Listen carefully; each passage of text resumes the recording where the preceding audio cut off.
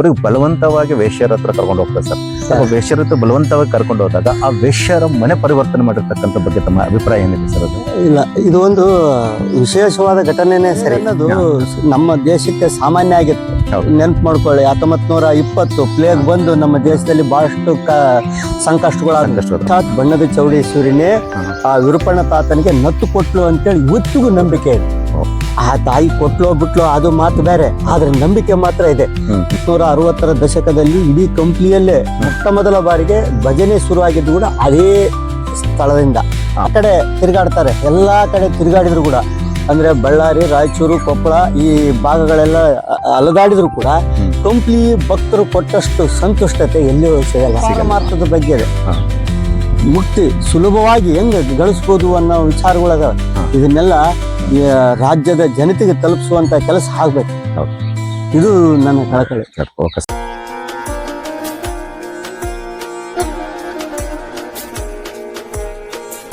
ದರ್ಶನ ಸಂದರ್ಶನ ವಿತ್ ಹರ್ಷವರ್ಧನಕ್ಕೆ ಸ್ವಾಗತ. ನಾವು ಕಳೆದ ಸಂಚಿಕೆಯಲ್ಲಿ ಶ್ರೀ ವಿರೂಪನಗೌಡ ತಾತನವರ ಬಗ್ಗೆ ಲೇಖಕರು ಮತ್ತು ಪತ್ರಕರ್ತರಲ್ಲಿ ನಾವೇನ್ ಮಾಡಿದ್ವಿ ಅಂದ್ರೆ ಮಾಹಿತಿನ ತಗೊಂಡಿದ್ದೆ. ಸೊ ಈ ಒಂದು ಸಂಚಿಕೆಯಲ್ಲಿ ಏನ್ ಮಾಡೋಣ ಅಂತಂದ್ರೆ ಅದೇ ಲೇಖಕರ ಹತ್ರ ಏನ್ ಮಾಡೋಣ ಅಂತಂದ್ರೆ ನಾವು ಇನ್ನೂ ಹೆಚ್ಚಿನ ಮಾಹಿತಿಯನ್ನು ಪಡೆಯೋಣ. ಬನ್ನಿ ಬರ್ತಾರೆ. ಒಂದು ವಿಶೇಷವಾದ ಪವಾಡ ಸರ್, ಅಂದ್ರೆ ಕಂಪ್ಲಿ ಕಲ್ಮಠದ 7ನೇ ಪೀಠಾಧಿಪತಿಗಳಾಗಿರ್ತಕ್ಕಂಥ 4ನೇ ಪ್ರಭುಸ್ವಾಮಿಗಳಲ್ಲಿ ಆ ಒಂದು ಮಠದಲ್ಲಿ ಧಾರ್ಮಿಕ ಕಾರ್ಯಕ್ರಮ ನಡೀಬೇಕಾದ್ರೆ ಸೊ ಒಂದು ಪ್ರಸಾದದ ಸಮಯದಲ್ಲಿ ನಮ್ಮ ವಿರೂಪಣ್ಣ ತಾತನವರು ಹೋಗಿ ಅಲ್ಲಿ ಪ್ರಸಾದಕ್ಕಂತ ಕುಂತಾಗ ಅವ್ರಿಗೆ ಅವಮರ್ಯಾದೆ ಮಾಡ್ತಾರೆ ಸರ್. ಅಂದ್ರೆ ಆಕಾರ ನೋಡೆಲ್ಲ ಅವಮರ್ಯಾದೆ ಮಾಡ್ತಾರೆ ಸರ್. ಆಗ ಆಗಿರ್ತಕ್ಕಂಥ ಘಟನೆ ಬಗ್ಗೆ ತಮ್ಮ ಅಭಿಪ್ರಾಯ ಏನಿದೆ ಸರ್? ಸರ್, ಈಗ ಹೇರೂರು ವಿರೂಪಣ್ಣ ಗೌಡ್ರು ಅಂದ್ರೆ ಹೆಂಗಿದ್ರು, ಇವರು ಬಹಳ ಸಾದಾ ಸೀದಾ ಮನುಷ್ಯ.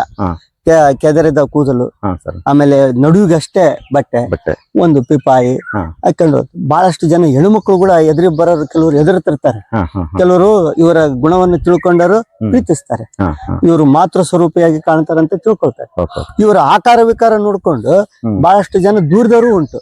ಈ ಪ್ರಭುಸ್ವಾಮಿಗಳು ಈ ಅನ್ನ ಸಂತರ್ಪಣೆ ಏರ್ಪಡಿಸಿದಾಗ ಯಥಾ ರೀತಿ ಪಂಕ್ತಿಗೆ ಹೋಗಿ ಕುಂತ್ಬಿಟ್ಟಿರ್ತಾನೆ, ಗೊತ್ತಿಲ್ಲ. ಆದ್ರೆ ಕೆಲವರು ಗೊತ್ತಿಲ್ಲದೆ ಇರೋರು ಇರ್ತಾರಲ್ಲ, ಹುಚ್ಚ ಬಂದ್ ಕುಂತ್ಬಿಟ್ಟಾನಂತೇಳಿ ಎಬ್ಸಕ್ ಪ್ರಯತ್ನ ಮಾಡ್ತಾರೆ, ಎಬ್ಸ್ತಾರ ಕೂಡ. ಆದ್ರೆ ಅದು ಅನ್ನದಲ್ಲಿ ಹುಳ ಆದಾಗ ಅವ್ರು ಮತ್ತೆ ಇಲ್ಲ ನಮ್ಗೆ ತಪ್ಪಾಯ್ತು ಅಂದ್ರೆ ಅರ್ಥ ಇಷ್ಟೇ, ನಾವು ಆಕಾರ ನೋಡಿ ಮನುಷ್ಯನ ಜಡ್ಜ್ ಮಾಡಬಾರ್ದು, ಗೌರವ ಕೊಡಬಾರ್ದು. ಅವನ ಅಂತರಾತ್ಮ ಹೇಗಿದೆ, ಅವನ ಸಂಸ್ಕಾರ ಹೇಗಿದೆ ಅಂತ ತಿಳ್ಕೋಬೇಕು ಅನ್ನೋದು ಅವರ ಒಂದು ಕಥೆಯಿಂದ ನಮ್ಗೆ ತಿಳಿದು ಬರುತ್ತೆ. ಇನ್ನೊಂದು ವಿಶೇಷವಾಗಿ ಸರ್, ಇದೇ ಹೆಚ್ಚು ಕಮ್ಮಿ ಯುಗಾದಿ ಒಂದು ಸಂದರ್ಭದಲ್ಲಿ ಈ ಕಂಪನಿಗೆ ಒಂದು ಪ್ಲೇಗ್ ಅಂತ ಮಹಾಮಾರಿ ಬರುತ್ತೆ ಸರ್. ಅವಾಗ ಬ್ರಿಟಿಷ್ ಸರ್ಕಾರ ಆಗಿರ್ಬೋದು ಯಾವ ರೀತಿಯಾದಂತ ಸಹಾಯ ಮಾಡಲ್ಲ. ಆಮೇಲೆ ಇನ್ನೊಂದು ಧಾರ್ಮಿಕವಾಗಿ ಬಂದಿರತಕ್ಕಂಥ ಆಚರಣೆಗಳು ಅಂದ್ರೆ ದೇವಿ ಒಂದು ಪ್ರಾರ್ಥನೆ ಮಾಡ್ಕೊಳ್ಳೋದು, ಪೂಜೆ ಮಾಡೋದು ಎಲ್ಲ ಆದ್ಮೇಲೂ ಸಾಕಷ್ಟು ಸಾವು ನೋವುಗಳು ಆಗ್ತಿರ್ಬೇಕಾದ್ರೂ ಅಲ್ಲಿ ಏನಾಗುತ್ತೆ ಅಂದ್ರೆ ಸರ್, ಆ ರೋಗ ಗುಣಮುಖವಾಗಲ್ಲ. ಆಗ ವಿರೂಪಣ್ಣ ತಾತನವರು ಆ ಮಾರ್ಗವಾಗಿ ಹೋಗ್ಬೇಕಾದ್ರೆ ಆ ವಿರೂಪಣ್ಣ ತಾತನವ್ರ ಆಶೀರ್ವಾದದಿಂದ ಪ್ಲೇಗ್ ಹೋಗ್ತಂತೆ. ಆ ಘಟನೆ ಬಗ್ಗೆ ತಮ್ಮ ಯಾವ ರೀತಿಯ ಒಂದು ಘಟನೆ ಸರ್? ಇದು ಪ್ಲೇಗ್ ಅನ್ನೋದು ನಮ್ಮ ದೇಶಕ್ಕೆ ಸಾಮಾನ್ಯ ಆಗಿತ್ತು. ನೆನ್ಪು ಮಾಡ್ಕೊಳ್ಳಿ, 1920 ಪ್ಲೇಗ್ ಬಂದು ನಮ್ಮ ದೇಶದಲ್ಲಿ ಬಹಳಷ್ಟು ಸಂಕಷ್ಟಗಳಾದ. 2020 ಕರೋನಾ ಬಂತು. ಈ 1920 ಏನಿದೆ ಅಲ್ಲ, ಅವಾಗ ಪ್ಲೇಗಿನ ಹಾವಳಿ ಜಾಸ್ತಿ ಇತ್ತು. ನಮ್ಮೂರಲ್ಲಿ ಪ್ಲೇಗ್ ಬಂತು. ಅವಾಗ ಬಂದಾಗ ಸೀಬರಿದಿನ್ನಿ ಅಂತ ಇದೆ.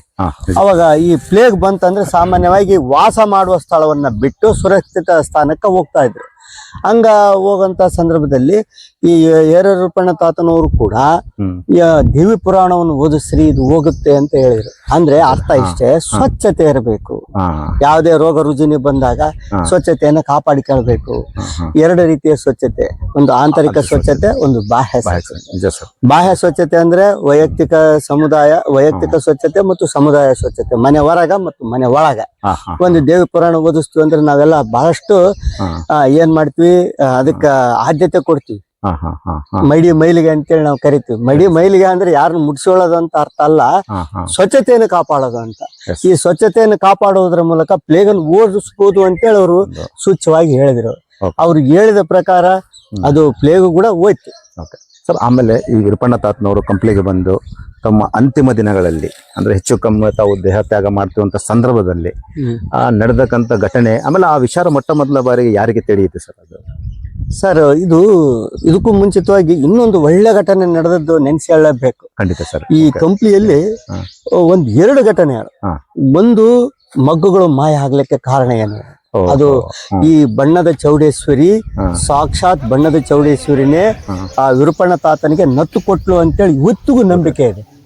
ಆ ತಾಯಿ ಕೊಟ್ಲೋ ಬಿಟ್ಲೋ ಅದು ಮಾತು ಬೇರೆ, ಆದ್ರೆ ನಂಬಿಕೆ ಮಾತ್ರ ಇದೆ. ಜಾಗೃತಿ ಸ್ಥಾನ ನಮ್ಮ ಕಂಪ್ಲಿಯಲ್ಲಿ ಬಣ್ಣದ ಚೌಡೇಶ್ವರಿ. ಇನ್ನೊಂದು 1960ರ ದಶಕದಲ್ಲಿ ಇಡೀ ಕಂಪ್ಲಿಯಲ್ಲೇ ಮೊಟ್ಟ ಮೊದಲ ಬಾರಿಗೆ ಭಜನೆ ಶುರು ಆಗಿದ್ದು ಕೂಡ ಅದೇ ಸ್ಥಳದಿಂದ, ಅದೇ ಗುಡಿಯಿಂದ ಶುರು ಆಯ್ತು. ಏನ್ರಿ, ಇದು ಒಂದು ನಾವು ಈ ಘಟನೆಯನ್ನ ನೆನ್ಪು ಮಾಡ್ಕೋಬೇಕು. ಅವರು ತಾತನವರು ಶಾಪ ಕೊಡ್ತಾರೆ, ನೀವು ನೇಕಾರೆಲ್ಲ ಸೊಕ್ಕೆ ಬಂದಿರಿ, ನಿಮ್ ಮಗುಗಳೆಲ್ಲ ಹಾಳಾಗುಲ್ಲ ಅಂತೇಳಿ ಶಾಪ ಕೊಡ್ತಾರೆ. ಆ ಶಾಪ ಕೊಟ್ಟ ನಂತರ ಮಗುಗಳೆಲ್ಲ ಹೋಗ್ತಾವೆ. ಇವತ್ತು ಮಗು ಇಲ್ಲ. ನಮ್ಮ ಕಂಪ್ಲಿಯಲ್ಲಿ ಮಡ್ಡಿ ಕಟ್ಟೆ ಅಂತ ಇದೆ. ಮಡ್ಡಿ ಕಟ್ಟೆ ಅಂದ್ರೆ ಈ ಮಡ್ಡಿ ಬಣ್ಣ ಹಾಕುವುದು ಅಂತ, ನೂಲಿಗೆ ಬಣ್ಣ ಹಾಕಿ ಒಣಗಿಸೋದು. ಅದಕ್ಕಾಗಿ ಅದು ನೇಕಾರ ಕಾಲೋನಿ. ದೇವಾಂಗ ಮೇಲ್ಗಡೆ ಪೇಟೆ ಕೆಳಗಡೆ ಪೇಟೆ ಅಂತ ಐತೆ. ಅಲ್ಲಿ ತಾತನ್ನ ಹೋರಾಡಿಸ್ತಾರ, ಬಡಿತಾರ. ಅವಾಗ ಆತ ಹೇಳ್ತಾನೆ, ನೀವು ನೇಕಾರ ಸೊಕ್ಕೆ ಬಂದ್ಬಿಟ್ರಿ, ನಿಮ್ಮ ನತ್ತು ನಾನು ತಗೊಂಡಿಲ್ಲ, ನಿಮಗೆ ಚೌಡಮ್ಮನ ಮೇಲೆ ನಂಬಿಕೆ ಇಲ್ಲ ಅಂದ್ರೆ ನಾನೇನ್ ಮಾಡಿ, ನಿಮ್ ಮಗುಗಳೆಲ್ಲ ಹಾಳಾಗೋಲ್ಲ ಅಂತಾನೆ. ಮಗುಗಳೆಲ್ಲ ಹಾಳಾಗೋಗ್ತವೆ, ಅಂದ್ರೆ ಮಗುಗಳೆಲ್ಲ ಹೋಗ್ತಾವ. ಈಗ ಬ್ರಿಟಿಷರು ಇದ್ರಲ್ಲ, ಅವರ ವ್ಯಾಪಾರ ನೀತಿ ಇರ್ಬೋದು ಅಥವಾ ಕೈಗಾರಿಕಾ ಕ್ರಾಂತಿ ಇರ್ಬೋದು, ಅವಾಗ ಹೊಸದಾಗಿ ಎಲ್ಲ ಇವು ಯಂತ್ರಗಳು ಬರ್ತಾವೆ, ಆ ಕಾರಣ ಇರ್ಬೋದು. ಒಟ್ಟು ಕಂಪ್ನಿಯಲ್ಲಿ ಮಗುಗಳೆಲ್ಲ ಹಾಳಾಗ, ಇದು ಒಂದು ಕಾರಣ. ಅದೇ ತರ ಇನ್ನೊಂದು ಹೇಳ್ತಾರೆ, ಯಾವ್ದಂದ್ರೆ ಅವರು ಮರ್ತ್ಬಿಟ್ಟೆ, ಆ ಪೇಟೆಗಳನ್ನ ತಗೊಂಡೋಗಿ ತೆಂಗಿನಕಾಯರು ಅಂತೇಳಿ, ತೆಂಗಿನಕಾಯರ ಮನೆ ಬಹಳ ಅಗದಿ ಅವರು ಮನೆಗಳಿಗೆ ಹೋಗ್ತಿರ್ತಾನೆ. ಕಂಪ್ನಿಯವರು ಬಹಳಷ್ಟು ಮನೆಗಳಿಗೆ, ಬೋರೆಡ್ಡಿ ಗಂಗಮ್ಮನ ಮನೆಗೆ, ಧೂಪದವ್ರ ಮನೆಗೆ, ಆಮೇಲೆ ಅಗಳಿ ಬಸಣ್ಣ ಅಂತೇಳಿ ಅವ್ರ ಮನೆಗೆ, ಬಹಳ ಮನೆಗೆ ಹೋಗ್ಬಿಡ್ತಿದ್ದಾತ. ಅದು ಎಲ್ಲರೂ ಹಚ್ಕೊಂಡಿದ್ರು. ಇಲ್ಲ ಏರೂರು ವಿರೂಪಣ್ಣ ತಾತ ಅಂದ್ರೆ ಇಲ್ಲಪ್ಪ, ಆತ ಹೇಳ್ದಂಗ್ ನಡೀತಾವೆ, ಆತ ಒಳ್ಳೆ ಪುರುಷ ಅಂತಾನೆ ಭಾವನೆ ಇತ್ತು. ಹೀಗೆ ಅವ್ರ ಮನೆಗಳಿಗೆಲ್ಲ ಹೋಗಿ ಬಂದಾಗ ಇಂಥ ಘಟನೆಗಳೆಲ್ಲ ನಡೆದಾವೆ. ನೀವು ಒಂದು ಮಾತು ಕೇಳಿದ್ರಿ, ಇದು ಯಾವ್ದು ತೆಂಗಿನಕಾಯರಿದೆ, ಅವ್ರು ತೆಂಗಿನಕಾಯರೆಲ್ಲ ಕೊಡ್ತಾರ. ಎಲ್ಲ ಕೇಳ್ತಾನೆ, ನನಗೆ ನಿಂದು ಕೊಡಪ್ಪ, ಕೋಟ್ ಕೊಡು, ನಿಂದು ಇದನ್ನ ಟೋಪಿಗೆ ಕೊಡು, ಪೇಟ, ಆಮೇಲೆ ನಿಮ್ದು ಸ್ಟಿಕ್, ವಾಕಿಂಗ್ ಸ್ಟಿಕ್ ಅದನ್ನ ಕೊಡು, ಎಲ್ಲಾ ಇಸ್ಕೊಂಡ್ ಹೋಗ್ತಾನೆ. ಇಸ್ಕೊಂಡ್ ಹಾಕ್ಯಂಡ್ ತಿರ್ಗಾಡ್ತಾನೆ, ಊರೆಲ್ಲ ತಿರ್ಗಾಡ್ತಾನೆ. ಮಮಕಾರ ಇಲ್ಲ, ಅವು ಒಂದೊಂದೇ ಹೊಸ್ಕಂತ ಹೋಗ್ತಾನೆ. ತಗೊಂಡೋಗಿ ಜೋಗಿ ಕಾಲಕ್ಕೆ ಹಾಕ್ತಾನಂತೆ. ಅವಾಗ ಅವ್ರು ಎಲ್ಲ ಊರಲ್ಲಿದ್ದಾರೆ, ದಣಿ ನೀ ಕೊಟ್ಟಪ್ಪ, ತಗೊಂಡೋಗಿ ಹುಚ್ಚ ಏನ್ ಮಾಡೇನ್ ಗೊತ್ತೇನು, ಅವನ್ನೆಲ್ಲ ತಗೊಂಡೋಗಿ ಬಿಸಾಕ್ಬಿಟ್ಟ ನೋಡೋಣ. ಒಂದಿಷ್ಟು ದಿನ ಬಿಟ್ಟು ಮತ್ತೆ ಮನೆ ಬಂದಾಗ, ಏನಪ್ಪಾ ನಾನು ಹಿಂಗೆಲ್ಲ ಕೊಟ್ಟಿದ್ದೆ, ಎಲ್ಲದ ತಾಯಿಲ್ಲ ಅಂತ ಕೇಳ್ತಾರ. ಯಾಕೆ ನಾವು ಅಂದ್ರೆ ಅಷ್ಟು ನೀವ್ ಕೀಳ, ನನ್ನ ಸಾಮಾನುಗಳು ಅಂದ್ರೆ ಅಷ್ಟ ಇದಾ, ಜರತಾರಿ ಪಂಜೆ ಕೊಟ್ಟಿದ್ದೆ, ಜರತಾರಿ ಪೇಟ ಕೊಟ್ಟಿದ್ವಿ, ಅವೆಲ್ಲ ಅಂದಾಗ ಅವಾಗ ಹೇಳ್ತಾನೆ, ಇವೆಲ್ಲ ಯಾರಿಗ್ ಬೇಕು, ನನಗ್ ಬೇಕೇನೋ, ನೀನ್ ಎಲ್ಲಿಂದ ಕೊಟ್ಟಿ ಅಲ್ಲೇ ಅದಾವ್ ನೋಡು ಅಂತ ಹೇಳ್ತಾನೆ. ಅವ್ ಪೆಟ್ಟಿಗೆ ಹಂಗ ಇರ್ತಾವ. ಅಂದ್ರೆ ಇಂತ ಆತ ಯಾವುದನ್ನು ಇಷ್ಟ ಪಡಲ್ಲ. ಅವರು ಅವಧೂತರಲ್ಲ, ಹೀಗಾಗಿ ಯಾವುದನ್ನು ಇಷ್ಟ ಪಡೋದಲ್ಲ. ಇದನ್ನೇ ಈ ನಾವು ಸಂಸಾರದಲ್ಲಿ ಇದ್ರೂ ಕೂಡ ಇಲ್ಲದಂಗಿರ್ಬೇಕು ಅನ್ನೋಂತ ತತ್ವಗಳನ್ನ ತಾತ ಹೇಳಿದ. ನೀವು ಒಂದು ಮಾತು ಕೇಳಿದ್ರಿ, ಇಲ್ಲಿ ಕಂಪ್ನಿಯಲ್ಲೇ ನೆಲೆಸ್ಲಿಕ್ಕೆ ಕಾರಣ ಏನು, ಇಲ್ಲೇ ಯಾಕೆ ಅವ್ರ ಜೀವ ಬಿಟ್ಟು ತ್ಯಾಗ ಮಾಡಿದ್ರು. ಇದು ಬಹಳ ಕಡೆ ತಿರುಗಾಡ್ತಾರೆ, ಎಲ್ಲಾ ಕಡೆ ತಿರುಗಾಡಿದ್ರು ಕೂಡ, ಅಂದ್ರೆ ಬಳ್ಳಾರಿ, ರಾಯಚೂರು, ಕೊಪ್ಪಳ ಈ ಭಾಗಗಳೆಲ್ಲ ಅಲದಾಡಿದ್ರು ಕೂಡ ಕಂಪ್ಲಿ ಭಕ್ತರು ಕೊಟ್ಟಷ್ಟು ಸಂತುಷ್ಟತೆ ಎಲ್ಲಿಯೂ ಸಿಗಲ್ಲ. ಅವರಿಗೆ ಅವರ ಮಾತುಗಳನ್ನ ಕೇಳೋದಾಗ್ಲಿ, ಅವರ ಆಡು ನುಡಿಗಳನ್ನ ಆಲಿಸೋದಾಗ್ಲಿ, ಪರಿಪಾಲಿಸೋದಾಗ್ಲಿ, ಏನ್ರಿ ಇಲ್ಲಿ ಕಂಪ್ಲಿ ಭಕ್ತರು ಕೊಟ್ರು. ಹೀಗಾಗಿ ಕಂಪ್ಲಿಯಲ್ಲಿ ನೆಲೆಸಬೇಕು ಅಂತೇಳಿ ಬಹಳಷ್ಟು ಆಸೆ ಪಡ್ತಾರೆ. ಅವರು ವೆಂಕೋಬ ಶಾಸ್ತ್ರಿಗಳು ಈ ಮುಂಚಿತವಾಗಿ ಅವರಿಂದ ಪಾವಲಿ ತಗೊಂಡಿರ್ತಾರಲ್ಲ, ಅವರು ಸಾಕಷ್ಟು ಜೀವನದಲ್ಲಿ ಉದ್ಧಾರ ಆಗಿರ್ತಾರೆ. ಹೀಗಾಗಿ ಎಲ್ಲಾ ಭಕ್ತರು ಸೇರಿ ಅವ್ರನ್ನ ಉಳಿಸಬೇಕಂತೇಳಿ ಪ್ರಯತ್ನ ಮಾಡ್ತಾರೆ. ಜೋಗಿ ಕಾಲೆ ಅಂತ ಕರಿತೀವಿ. ಅಂದ್ರೆ ಅರ್ಥ ಏನು, ಊರಿನ ಎಲ್ಲಾ ಜೋಗಿಗಳು ಅಲ್ಲಿ ಸೇರ್ತಾ ಇದ್ರು. ಒಂದು ಮಂಟಪ ಅಲ್ಲಿ ಸೇರಿ ಅದೊಂದು ಪರಿಷತ್ತು, ಎಲ್ಲ ಕುಂತು ಮಾತಾಡ್ತಾ ಇದ್ರು. ತಿಳುವಳಿಕೆಗಳು, ಆಮೇಲೆ ಈ ಸತ್ಸಂಗ, ಆಮೇಲೆ ಇದು ಎಡಮುರಿ ಶಾಸ್ತ್ರ, ಈ ಎಲ್ಲಾ ಕುರಿತು ವಿಚಾರಗಳನ್ನ ಮಾಡ್ತಾ ಇದ್ರು. ಅಂತ ಜಾಗದಲ್ಲಿ ಆತ ಅಲ್ಲೇ ಒಂದು ಕೊಪ್ರಿಕೆಯಲ್ಲಿ ಪ್ರಾಣ ತ್ಯಜಿಸಿದ ಅಂತೇಳಿ ಒಂದು ಪ್ರತೀತಿ ಐತೆ. ಆಮೇಲೆ ಅವರು ಇಲ್ಲಿ ಅವ್ರ ಶಿಷ್ಯ ಅವ್ರ ಇಲ್ಲಿ ತಂದು ಸಮಾಧಿ ಮಾಡಿದ್ರು. ಬಳ್ಳಾರಿ ಅಂದ ತಕ್ಷಣ ಒಂದು ನೆನಪಾಯ್ತು, ಕೇಸರಟ್ಟಿಯ ಸಿರಿವಂತ ಜನರು ಅಲ್ಲಿ ಬಂಡಿ ವ್ಯಾಪಾರಕ್ಕಂತ ಹೋದಾಗ, ಅಂದ್ರೆ ಬಂಡಿ ಖರೀದಿ ಮಾಡಲು ಹೋದಾಗ ಆಕಸ್ಮಿಕವಾಗಿ ಏನಾಗುತ್ತೆ ಅಂದ್ರೆ ಅಲ್ಲಿ ಏರೂರು ತಾತನವರ ಅಲ್ಲಿ ಅವ್ರಿಗೆ ಸಿಕ್ಕಾಗ ಅವ್ರಿಗೆ ಬಲವಂತವಾಗಿ ವೇಶ್ಯರ ಹತ್ರ ಕರ್ಕೊಂಡು ಹೋಗ್ತಾರೆ ಸರ್. ವೇಶ್ಯರ ಹತ್ರ ಬಲವಂತವಾಗಿ ಕರ್ಕೊಂಡು ಹೋದಾಗ ಆ ವೇಶ್ಯರ ಮನೆ ಪರಿವರ್ತನೆ ಮಾಡಿರ್ತಕ್ಕಂಥ ಬಗ್ಗೆ ತಮ್ಮ ಅಭಿಪ್ರಾಯ ಏನಿದೆ ಸರ್? ಅದು ಇಲ್ಲ, ಇದು ಒಂದು ವಿಶೇಷವಾದ ಘಟನೆನೇ ಸರಿ. ಯಾಕಂದ್ರೆ ಆತ ಗೌಡಿಕೆ ಬಿಟ್ಟು ಸನ್ಯಾಸಿ ಆಗ್ತಾನೆ, ಗೌಡಿಕೆ ಬಿಡ್ತಾನೆ. ನನಗೆ ಅವ್ರ ತಾಯಿ ಕೇಳ್ತಾಳೆ, ನಿನಗೆ ಗೌಡಿಕೆ ಬೇಕಾ, ಯಾವ್ದೋ ಒಂದು ಸಂದರ್ಭ ಬರ್ತತೆ, ಅವಾಗ ನನಗೆ ಗೌಡಿಕೆನೆ ಬೇಡ ಅಂತೇಳಿ ಗೌಡಿಕೆ ಬಿಟ್ಟು ಊರೆಲ್ಲ ಅಲಿತಾ ಇರ್ತಾನೆ. ಈತನ ನೋಡಿದಂತಾರು ಕೆಲವ್ರು ಇರ್ತಾರಲ್ಲ, ಇವ್ನ್ ನೋಡಿ ನೀ ಗೌಡಂದೇನು ಈತಂದೇನು ಅಂತೇಳಿ ಹಗುರವಾಗಿ ತಿಳ್ಕೊಳ್ತಾರೆ. ಆದ್ರೆ ಆತ ಸಂಪೂರ್ಣವಾಗಿ ಮನಪೂರ್ವಕವಾಗಿ ಬದಲಾವಣೆ ಆಗಿದ್ದನ್ನ ಅವರು ಅರ್ಥ ಮಾಡ್ಕೊಳ್ಳಲ್ಲ. ಏನಂದ್ರೆ ಹಗುರವಾಗಿ ತಿಳ್ಕೊಳ್ತಾರೆ. ಈತನ ಪರೀಕ್ಷೆ ಮಾಡ್ಬೇಕು ಅಂತೇಳಿ ಏನ್ ಮಾಡ್ತಾರ, ಒಂದು ವೇಶ್ಯ ಮನೆಗೆ ಕರ್ಕೊಂಡು ಹೋಗ್ತಾರೆ. ಅವಾಗ ಆ ವೇಶ್ಯೆಯ ಮನಸ್ಸನ್ನು ಕೂಡ ಅಂದ್ರೆ ಪರಿವರ್ತನೆ ಮಾಡಿ, ಇದಕ್ಕೂ ಮುಂಚಿತವಾಗಿ ಮಾಡ್ಕೊಂಡ ಹೆಂಡತಿಗ್ ಕೂಡ ಏನ್ ಮಾಡ್ತಾರ, ಪಾರಮಾರ್ಥವನ್ನು ಬೋಧಿಸಿ ಸಂಸಾರ ಸುಖದಿಂದ ವಿಮುಖಳನ್ನಾಗಿ ಮಾಡಿರ್ತಾನೆ ಈತ. ಇಲ್ಲಿ ಇಷ್ಟೇ, ಈ ವಿರೂಪಾಣ ತಾತನವರಿಗೆ ಹೆಣ್ಣಿನ ಮೇಲೆ ಮೋಹ ಇರಲಿಲ್ಲ.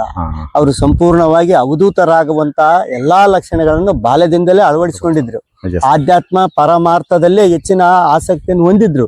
ಹೀಗಾಗಿ ಅಲ್ಲಿ ಬಳ್ಳಾರಿಯಲ್ಲಿ ಬಂಡಿ ತಗೊಂಬಕ್ ಹೋದಾಗ ವೇಶ್ಯೆಯನ್ನು ಕೂಡ ಪರಿಪೂರ್ಣವಾಗಿ ಬದಲಾಯಿಸಿ ಒಂದು ಒಳ್ಳೆ ಮಾರ್ಗಕ್ಕೆ ತರ್ತಾನೆ. ಇದು ಏನಂದ್ರೆ ಈ ಎಲ್ಲಾ ಮಹಾತ್ಮರ ಘಟನೆಗಳಲ್ಲೂ ಕೂಡ ಈ ಒಂದೇ ತರದ ಘಟನೆಗಳು ಬರ್ತವೆ. ಯಾಕಂದ್ರೆ ಅವ್ರ ಉದ್ದೇಶ ಇಷ್ಟೇ, ಸಮಾಜ ನಿರ್ಮಾಣ ಮಾಡಬೇಕು, ಸಮಾಜದಲ್ಲಿರುವಂತ ಮೂಢನಂಬಿಕೆ ಅಜ್ಞಾನಗಳನ್ನು ಹೋಗಲಾಡಿಸ್ಬೇಕು, ಜನರನ್ನ ಮುಖ್ಯವಾಹಿನಿ ತರಬೇಕು. ನಿಜ ಸರ್, ನಿಜ. ಅವರು ದುಡಿದು ಗಳಿಸುವಂತ ಆಗ್ಬೇಕು. ಆ ನಿಟ್ಟಿನಲ್ಲಿ ಎಲ್ಲಾ ಶರಣರು ಕೂಡ ಕೆಲಸ ಮಾಡಿದ್ರು. ಹೇರೂರು ವಿರೂಪಾಣ ತಾತ ಕೂಡ ಇದೇ ನೆಪದಲ್ಲಿ ಕೆಲಸ ಮಾಡಿದ್ದಾರೆ. ಆಮೇಲೆ ಈಗ ಸರ್ ನೋಡಿ, ಈ ಶಿಶುನಾಳ ಶರೀಫರಿಗೆ ಸಿಕ್ಕಷ್ಟು ಮಾನ್ಯತೆ ಹೇರೂರು ವಿರೂಪಾಣಗೆ ಸಿಗಲಿಲ್ಲ. ಯಾಕೆ ಸಿಗಲಿಲ್ಲ ಅಂದ್ರೆ, ಶಿಶುನಾಳ ಶರೀಫರು ಸಂಶೋಧಕರ ಕೈಯಲ್ಲಿ ಬಿದ್ರು, ವಿದ್ಯಾವಂತರ ಕೈಗೆ ಸಿಕ್ಕರು. ಆದ್ರೆ ಹೇರೂರು ವಿರೂಪಾಣ ತಾತ ಸಾದಾ ಸೀದಾ ಕೃಷಿಕರು, ಜನಸಾಮಾನ್ಯರು, ಆಮೇಲೆ ಸಂಸಾರಸ್ಥರು, ಗೃಹಿಣಿಯರು ಇವರ ಬಾಯಿ ಮಾತಿನಲ್ಲಿ ಈತನ ಬಗ್ಗೆ ಕೂಡ ಸಾಕಷ್ಟು ಅಧ್ಯಯನ ಆಗ್ಬೇಕು, ಸಂಶೋಧನೆಗಳಾಗಬೇಕು.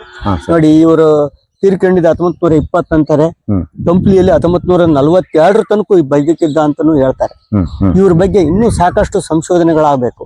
ಒಂದು ಯಾವುದೇ ಯೂನಿವರ್ಸಿಟಿಯಲ್ಲಿ ಹೇರೂರು ವಿರೂಪಾಣ ತಾತನವರ ಹೆಸರಿನ ಮೇಲೆ ಒಂದು ಸಂಶೋಧನಾ ಕೇಂದ್ರ ಆಗ್ಬೇಕು. ಯಾಕಂದ್ರೆ ಈತನ ಶಾಸ್ತ್ರಗಳು, ಈತನ ಸಾಹಿತ್ಯ ಎಡಮೂರಿ ಶಾಸ್ತ್ರದಲ್ಲಿವೆ, ಶಿಶುನಾಳ ಶರೀಫರ ಸಾಹಿತ್ಯದಷ್ಟೇ ಗಟ್ಟಿಯಾಗಿವೆ. ಆದ್ರೆ ಇದು ಪ್ರಚಾರದಲ್ಲಿಲ್ಲ. ಇದು ಜನಸಾಮಾನ್ಯರ ಬಾಯಿ ಮಾತಿನಲ್ಲೇನೆ ಇದಾವೆ, ಇವು ಕಂಠಸ್ಥ ಇದಾವೆ.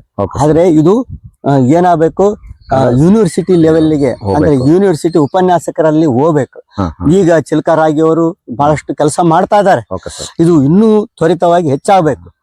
ವಿರೂಪಾಣ ತಾತನವರು ಮನೆ ಮಾತಾಗಬೇಕು ಅವರ ಸಾಹಿತ್ಯದ ಮೂಲಕ. ನಿಜ ಸರ್, ನಿಜ. ಅವರ ಸಾಹಿತ್ಯ ಎಡಮೂರು ಶಾಸ್ತ್ರದಲ್ಲಿದೆ, ಅದೆಲ್ಲವೂ ಆಧ್ಯಾತ್ಮ. ಇದು ಯಾವ್ದು ರುದ್ರೇಶ ಶತಕ ಅಂತ ಇದೆ ಏನ್ರಿ. ಆಮೇಲೆ ಈ ತಾತನ ಮೇಲಿನ 10 ಪುಸ್ತಕಗಳು ಬಂದವೆ. ನನ್ನ ಕೃತಿಯ ಕೊನೆಯ ಪುಟದಲ್ಲಿ ಹೇಳಿನಿ, 10 ಪುಸ್ತಕಗಳು ಬಂದವೆ. ತಾತನ ಕೈವಲ್ಯ ಪದಗಳ ಬಗ್ಗೆ ಎಲ್ಲ ಟಿಪ್ಪಣಿಗಳು ಬಂದವೆ. ಸಾಕಷ್ಟು ವಿಚಾರ ಇದೆ, ಎಲ್ಲವೂ ಪಾರಮಾರ್ಥದ ಬಗ್ಗೆ ಇದೆ. ಮುಕ್ತಿ ಸುಲಭವಾಗಿ ಹೆಂಗ ಗಳಿಸ್ಬೋದು ಅನ್ನೋ ವಿಚಾರಗಳು ಅದಾವೆ. ಇದನ್ನೆಲ್ಲ ರಾಜ್ಯದ ಜನತೆಗೆ ತಲುಪಿಸುವಂತ ಕೆಲಸ ಆಗ್ಬೇಕು. ಇದು ನನ್ನ ಕಳಕಳಿ. ಓಕೆ ಸರ್, ಖಂಡಿತ. ಇಲ್ಲಿವರೆಗೆ ಸುದೀರ್ಘವಾಗಿ ಶ್ರೀ ವಿರೂಪಾಣಗೌಡ ತಾತನವ್ರ ಬಗ್ಗೆ ಸಂಪೂರ್ಣ ಮಾಹಿತಿ ಹಾಗೂ ಅವರ ಪ್ರಭಾವಗಳು, ಅವರ ಸಾಹಿತ್ಯದ ಬಗ್ಗೆ ಮಾಹಿತಿ ಕೊಟ್ಟಿರ್ತಕ್ಕಂಥ ತಮಗೆ ದರ್ಶನ ಸಂದರ್ಶನ ಒಂದು ಯೂಟ್ಯೂಬ್ ಚಾನಲ್ ಮುಖಾಂತರ ತುಂಬ ಧನ್ಯವಾದಗಳು. ನಮಸ್ತೆ ಸರ್. ನೀವು ಕೂಡ ವಿರೂಪಾಣ ತಾತನವ್ರ ಬಗ್ಗೆ ಒಲವು ತೋರಿ ಆತನ ಬಗ್ಗೆ ನಾಡಿಗೆಲ್ಲ ತಿಳಿಸ್ತಾ ಇದೀರಿ. ಹೃತ್ಪೂರ್ವಕವಾದ ಧನ್ಯವಾದಗಳು. ದಯಮಾಡಿ ವಿರೂಪಾಣ ತಾತನವರ ಬಗ್ಗೆ, ಅವರ ಸಾಹಿತ್ಯದ ಬಗ್ಗೆ ಒಲವು ಬೆಳೆಸಿಕೊಡ್ರಿ, ಅದನ್ನ ಓದ್ರಿ, ಅರ್ಥ ಮಾಡ್ಕೊಡ್ರಿ, ಇನ್ನೊಬ್ರಿಗೆ ತಿಳಿಸುವಂತಾಗ್ಲಿ. ನಮಸ್ಕಾರ. ನಮಸ್ಕಾರ ಭಗವದ್ಭಕ್ತರೇ, ನಾನು ಇಲ್ಲಿಗೆ ಈ ಸಂಚಿಕೆಯನ್ನು ಮುಗಿಸುತ್ತೇನೆ. ಲೋಕ ಸಮಸ್ತ ಸುಖಿನೋ ಭವಂತು. ಹಂಗೆ ತಗೊಳ್ರಿ.